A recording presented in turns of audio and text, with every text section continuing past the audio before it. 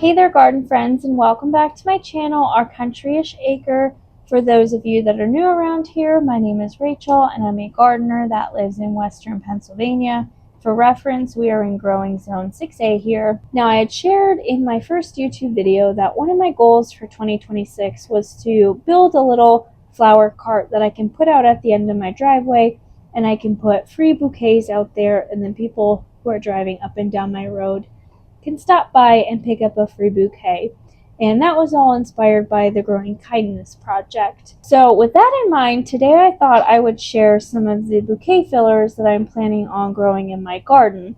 I have not done any formal training when it comes to flower arranging. Everything I've learned has kind of been trial and error and self-taught and all that good stuff. So my approach to floral design, which might not be technically correct, this is how I think about it. So I believe that every mixed flower bouquet has three different elements.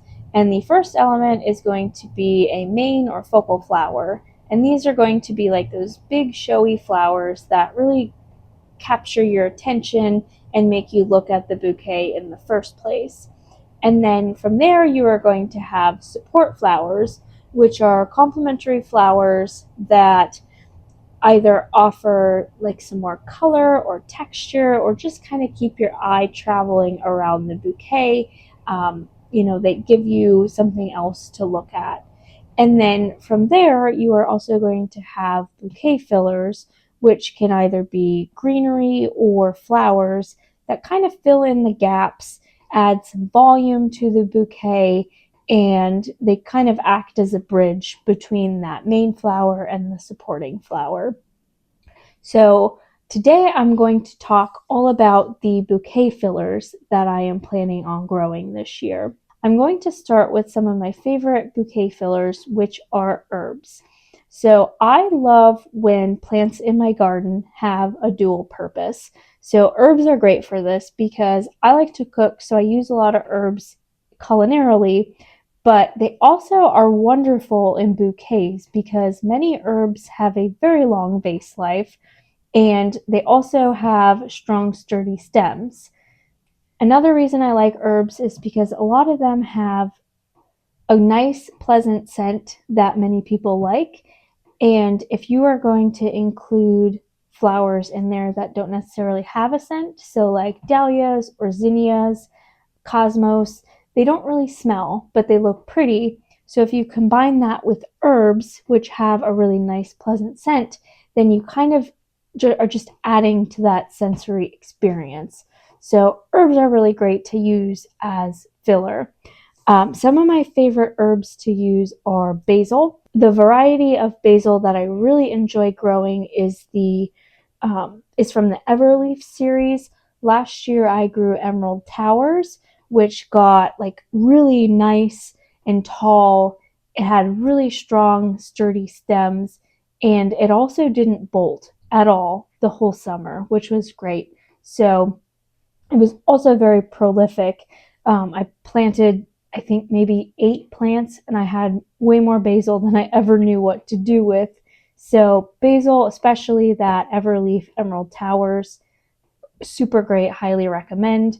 I did see that the Everleaf has 2 other varieties now. It's a lemon basil and a Thai basil, and I am planning on trying out both of those this year to see if they share kind of the same success as the Emerald Towers. Another filler that I will be growing this year that I really like is eucalyptus. This is my second year growing it from seed.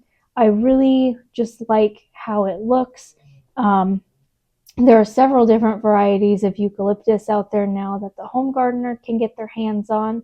The variety that I am growing is called small-leaved gum. It kind of looks like willow leaves. It's very airy and wispy, and it's not at all like what you're probably thinking for eucalyptus, like those rounded leaves. These are very different, and they're a little bit smaller. So I think that that's going to be perfect. You might not have realized this before, but the foliage on a lot of perennial plants does also make really good bouquet filler. So one plant in particular that I have in my garden that I really like the leaves of it is Baptisia. They have, very similar to that small-leaved gum eucalyptus, they have kind of wispy, airy leaves that just are very unique. And the great thing about Baptisia is it is perennial and native in my area, so it does really tend to thrive here. Sedum is another one that is a really good filler, especially in the late summer when those seed heads that it forms turn like a really pretty green to like light blush pink. It works well in a lot of bouquets, and then even later on in the season when the nights become cooler and fall is here, and then it's got that very vibrant red color to it. It just looks really pretty, and it does work well in a lot of different bouquets. The variety of sedum that I grow is Autumn Joy. I know there are tons of other ones out there, but that's the one that's been kind of tried and true in my area, and I do have a lot of them just scattered about in my landscape just because I like it, but also I can clip off it and use those in bouquets. Shrubs are also a really great option to use for filler. Unfortunately, there is a bit of a waiting game with them because they take some time to mature. I think with most of the shrubs that I've added to my garden in the last couple years, most of them are still too small to be able to harvest off of, but I did want to talk about them anyway, so in case this would give you some ideas, um, you know, that's an option as well. So one of the first plants I added to my garden was an ivory halo dogwood. And this is a really pretty shrub dogwood that has variegated leaves. And I think it just looks so beautiful. And then in the wintertime, after it's lost all of its leaves, it's left with these really pretty red branches that you can also clip from and then kind of just stick in winter floral arrangements, and just to give that like bright red color, and then it also adds just another element there. So I'm really excited to be able to use those eventually when those plants grow up. Last fall, I also added a lemon candy 9-bark to my garden. It's got like these really pretty bright green, almost chartreuse leaves, and I really just like how it looked, and I think it's going to be great in some of those like warmer color palettes. A bonus about 9-bark is it is native in my area, and it's going to tolerate our heavy clay here. It's going to offer, be beneficial to pollinators. It produces berries that birds can eat. So it's really just all around a great plant. I also last spring added an Eastern Snowball viburnum. So these are really cool because they have their flowers literally look like snowballs.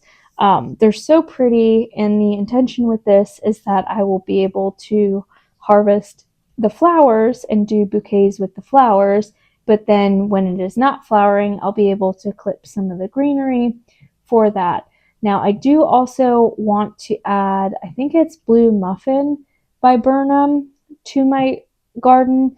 It doesn't produce like those white, like snowball type flowers, but it does produce like blue berries, which I think would be really pretty in the fall for fall arrangements. The last shrub that I actually haven't added to my garden yet, but I have plans to, are raspberries. So we're adding a berry patch because obviously I want to eat the berries, but the varieties that I've chosen are thornless.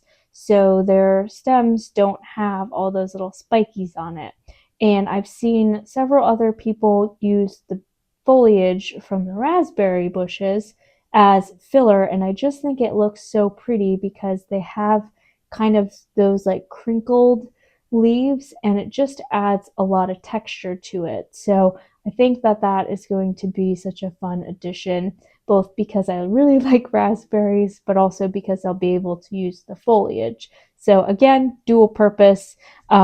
If you can't tell, that's really a theme of my garden. If I can get more uses out of a plant, it really makes me happy. Now, pretty much all of the plants I just covered are what I would consider greenery type fillers. There are also floral fillers, And most of the time, these are going to be like tinier flowers or clusters of flowers, and there's going to be many different flowers on one stem.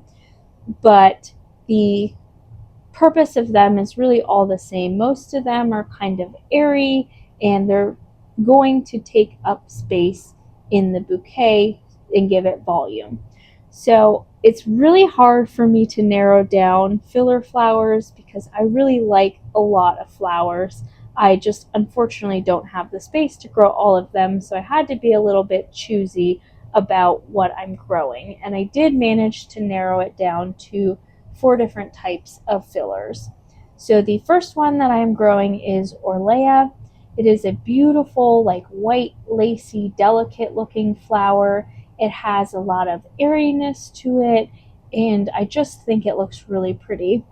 This is going to be my first year growing Orlea. I did sow it via the winter sowing method, so I'm really hoping, fingers crossed, that I have some success with that because it is really just such a pretty flower. Very similar to Orlea is Feverfew. So again, it's a white, dainty little flower. It's got several flower heads on the stem. It's so sweet and cute and adorable, and it really has kind of that cottagey, whimsical look that I really like and enjoy and kind of want a lot of my bouquets to have. So this is going to be the perfect addition for me. Another filler that I'll be growing this year is Status. So this is going to be my first year growing it, but I'm really excited because I've had my eye on it for a while. It's really intrigued me. It kind of reminds me of like a modern day baby's breath, except it's a lot cooler and it comes in a lot more colors. So I will be growing 3 different varieties this year: Apricot Shades, Seeker Rose, and then Forever Happy. So I think that'll give me a nice palette to play with, like color wise. The last filler that I will be growing is Annual Phlox, and it is quite possibly my favorite of all of the fillers. It's just such a cute little flower. It's very dainty. It's got that cottagey look that I just really like. And on top of it, it smells really, really good. So I will be growing 4 different types of the Annual Phlox this year. I'll be growing cherry caramel, creme brulee, sugar stars, and blushing bride. So again, kind of a nice range of colors that'll hopefully work well with the rest of the like supporting and focal flowers that I've chosen. So those are all of the bouquet fillers that I'm planning on growing in my garden this year. You know, hopefully Mother Nature cooperates and we just have a really beautiful year. I'm still in that kind of part of garden dreaming where everything is all romanticized in my brain. So I really hope that it comes to fruition like how I am envisioning. So if this was helpful for you, I'd really like it if you liked this video. And if you want to follow along for more garden tips and tricks and, you know, future seed starting videos, hit that subscribe button.